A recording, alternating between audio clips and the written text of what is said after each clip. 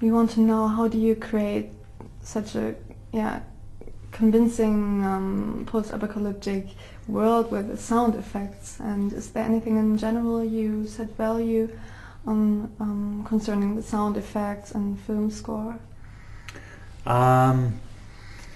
Well, it was just, I mean, it actually started, it all sprung from the book. So, I mean, one of the things, so we wanted to have this idea that's in the book of the sound of trees collapsing and also the silence of things, you know, that we're so used to sound when you walk outside.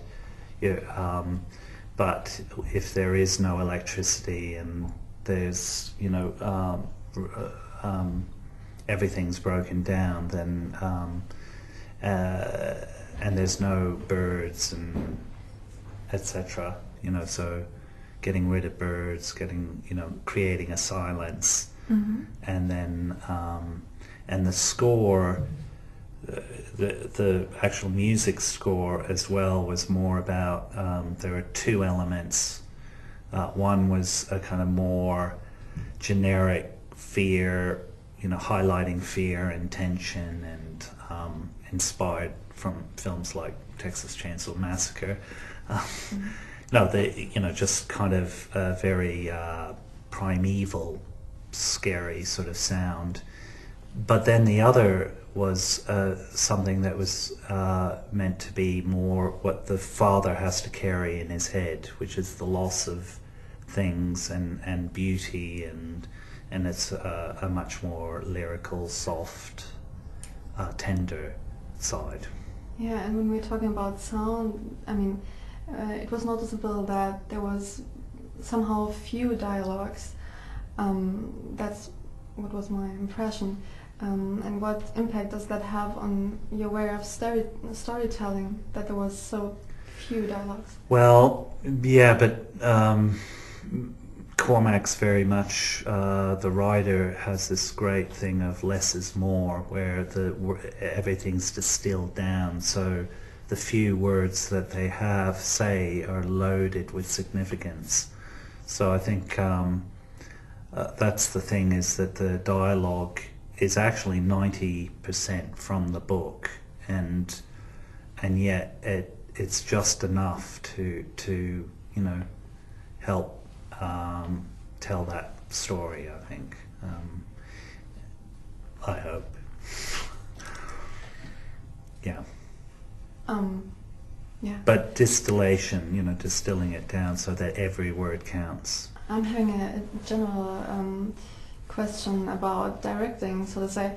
How do you usually respond to the individual needs of your actors? Because some actually need more directing, some less. And how do you handle that, especially in the role, maybe? I think rehearsals are really important, not to workshop the actual material, but just to get to know people, what the actors' needs are, and it's a discovery of getting to know each actor, because I think I know there's general schools of acting, but it seems like there's as many approaches to acting as there are human personalities. In other words, every single approach is slightly different. So some people like to be more method, you know, and go down into their own sort of internal world, and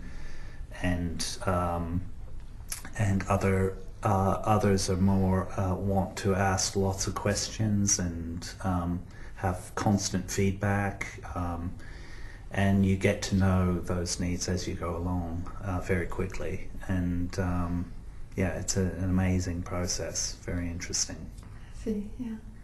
When you're working in the real locations and real environment, it becomes another character.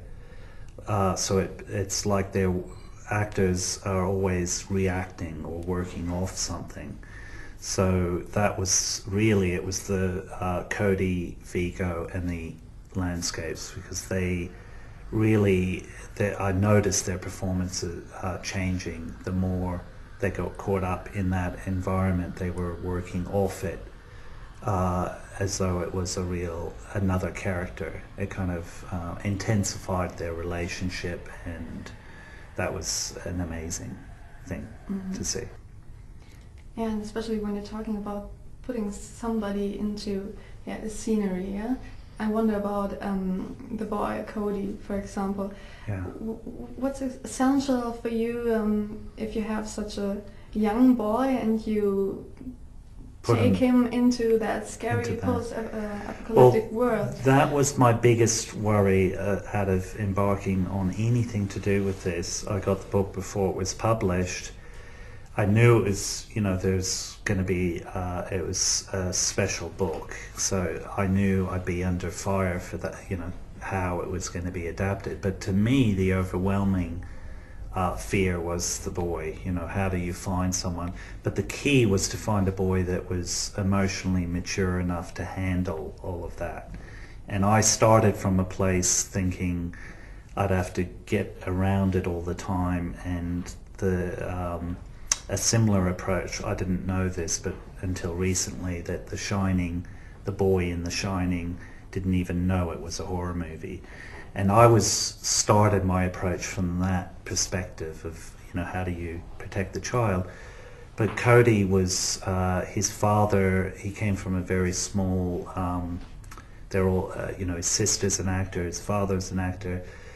He really is an amazing kid, but he's emotionally, the most amazing thing about him was his maturity. So before I even auditioned him, his father had read him the whole book, and he understood it in a really sophisticated way. He was very grounded, and he was a real kid, and we always encouraged while we were filming, when there were breaks, we encouraged him to be a kid, and so Viggo would be teaching him the sword moves of, that he learnt on the Lord of the Rings trilogy, and there was a lot of humor with the crew, but we all tried to protect Cody from, the material, but at the same time he was just totally understood it, had no problems with it, not frightened, never lost a minute's sleep over it. In fact, ironically, it was the adults that struggled much more with it. He really understood that it's, drama is about conflict. This is a conflict that makes these characters do this, and he related it to what cracked the scene for the old man, for instance, was Duvall was seeing a dog that was very old, that was arthritic and blind in one eye, and he had to, this was the day before filming the Robert Duvall scene, so he realized that's just like this old man, that he suddenly realized that he wouldn't really know how to relate and this guy would be like him relating to another animal or something, so he was treating him like he was this precious little pet almost, hence the father saying, no, we can't keep him, because it was so he was incredibly intuitive and sophisticated, way beyond his years.